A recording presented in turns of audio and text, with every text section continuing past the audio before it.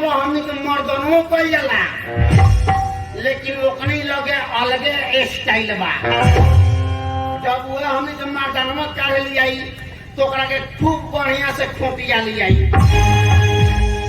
अब ओकनी के लगे खोटे के स्टाइल देख ले लोगनी के यहाँ खोटे लसो सुरती खाए वाला मौगवा हमनी के हेंगिया खोटल जाला। तो ऊ देखी ने जे मार होई कौन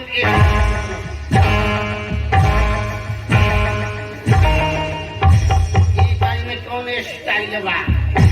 आ जब ये सुरती खोटा जाला तो हमने के मर्दानवा का कोई से बेउता से लगल स्टार्ट।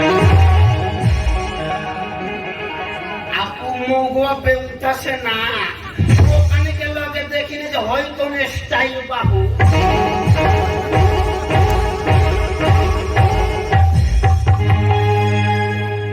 आ ये जब सुरतिया बन जाई तो हमने के मर्दानवा खूब बढ़िया से ठोकल जाला। आपको कने के लगे स्टाइल बा। वो काई न होय कौन स्टाइल।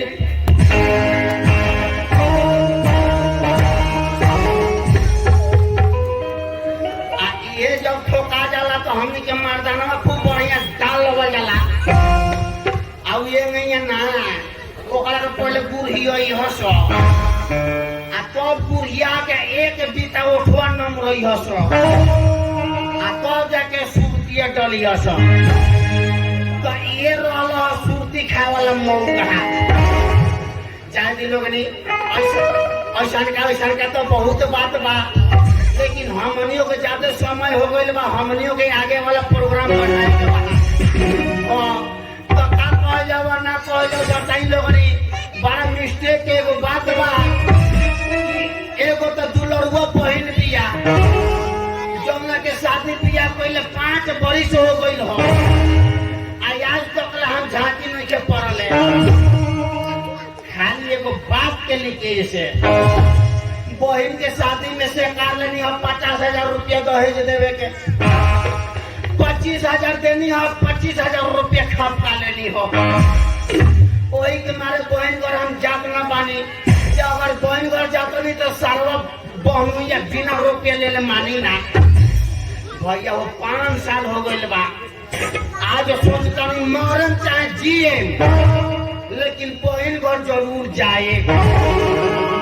हमारे बहनों को तो बाप हो बाप भैया हमारे कितना कठोर आदमी बड़े या तक तो झांकी ना पड़ल। आज मरन चाहे जिए, आज बहन घर चल के एकदम रहे। तो पहले बहन घर जाता नहीं, ओकरे बाद में कोनो बात हुई तो